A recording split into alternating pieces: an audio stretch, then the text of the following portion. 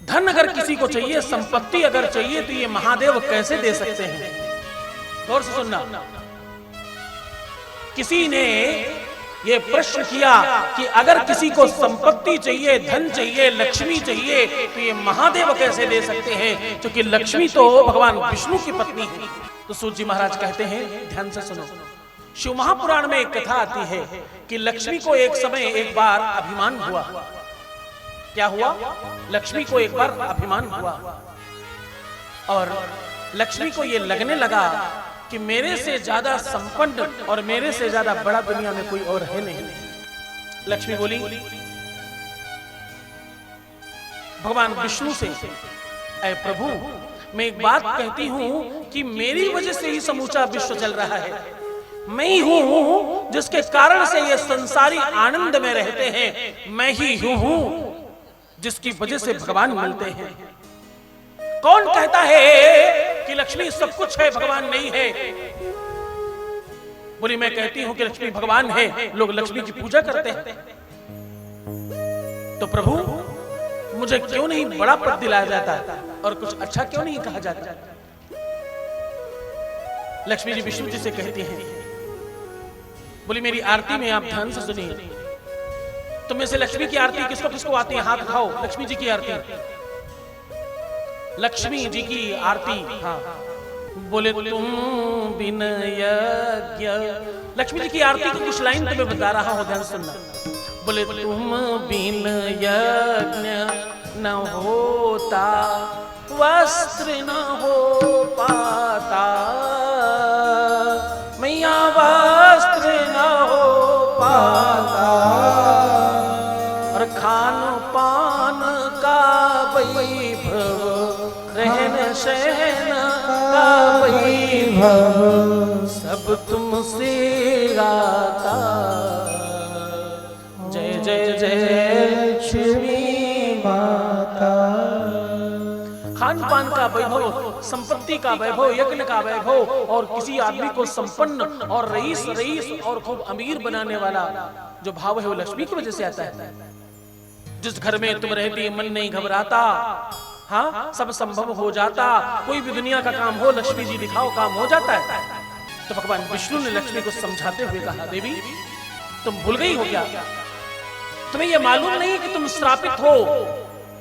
तुम्हें वो ऋषि की बात याद तो होगी ना, जिन्होंने तुम्हें श्रापित किया था, जिनके श्राप की वजह से तुम संतान को प्राप्त नहीं कर पाई। देवी, जिस भी सधवा स्त्री के जीवन में मातृत्व सुख नहीं आता, वो माता, वो स्त्री ससंपन्न नहीं होती और उसे पूरी तरह से सधवा स्त्री नहीं माना जाता।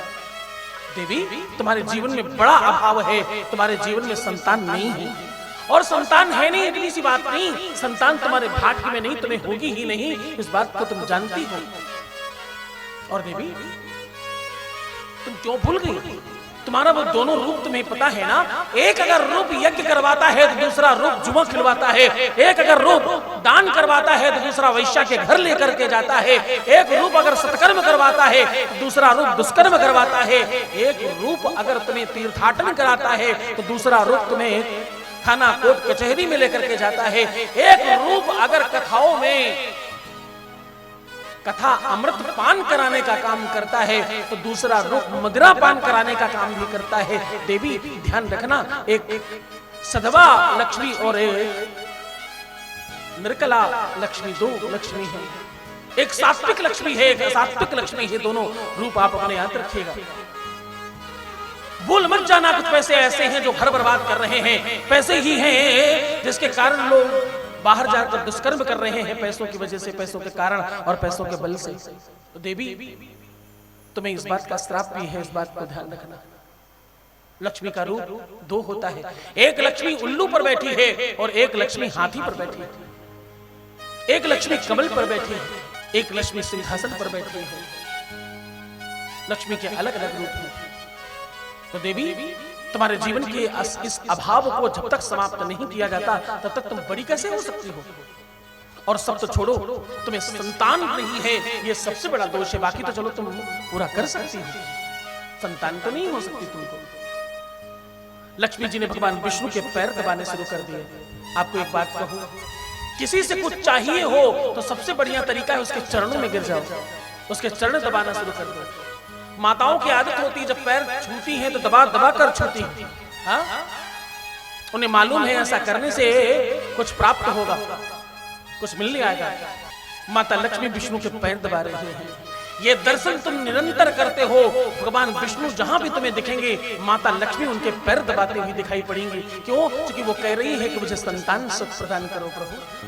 भगवान विष्णु मुस्कुराते हुए बोले, देखो ये डिपार्टमेंट महादेव के हाथ में है, मेरे पास नहीं है। इस काम के लिए तो तुम्हें महादेव के चरणों में जाना पड़ेगा और वहां जाकर के तुम्हें इसका फल मिल सकता है। क्योंकि तुमने माता पार्वती का भी दिल दुखाया है। एक आध बार उन्होंने उनको भी कुछ खरा खोटा कह दिया अपने धन की, अपने लक्ष्मी होने के प्रताप की वजह से। एक जरूरतमंद इंसान कहीं भी चला जाता है, कहते हैं कि जब समस्या आ जाए तो लोग गगरी में थरिया ढूंढते हैं। गगरी में थरिया का मतलब गागर का मुख छोटा और थाली बड़ी, ये इसके अंदर जा सकती नहीं। लेकिन उसके बावजूद भी समस्याग्रस्त इंसान को ये लगता है कि हो सकता है कि गागर में ही थाली चली गई हो अंदर, तो कहते हैं गगरी में थरिया ढूंढने लगता है इंसान। यहाँ तो बिल्कुल वास्तविकता है, इसलिए आगे बढ़ रही है। और ये सामान्य इंसान की कौन बात करे, असामान्य लोगों के साथ भी ऐसा होता है। बोले असंभवम हे ब्रह्मगस्य जन्म तथापि रामो लुलुभे मृगाया। क्या? प्रायः समापन्न विपत्ति काले धियोर्पि पुंसा मलनी भवन्ति। प्रायः ऐसा हो नहीं सकता कि सोने का मृग हो, लेकिन आपत्ति आने वाली, इसलिए राम को भी सोने के मृग के पीछे भागना पड़ा। जब विपत्ति आती है तो विवेक शून्य हो जाता है। तो देवी भगवान शंकर के चरणों में जाओ, वही तुम्हें इससे मुक्त कर सकते हैं।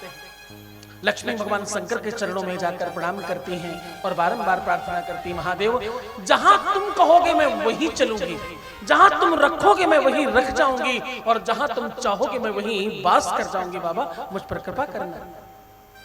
महादेव ने माता पार्वती की तरफ देखा, मानो पार्वती ने इशारे में सब समझ लिया और गणेश का हाथ पकड़ करके माता लक्ष्मी के हाथ में दिया और बोले, आज से ये तुम्हारे दत्तक पुत्र कहलाएंगे। आज से तुम इनकी माता हो, तुम्हें कोई निपूत नहीं कहेगा। आज से तुम संपूर्ण हो, तुम्हें मातृत्व सुख प्रदान कर रही है।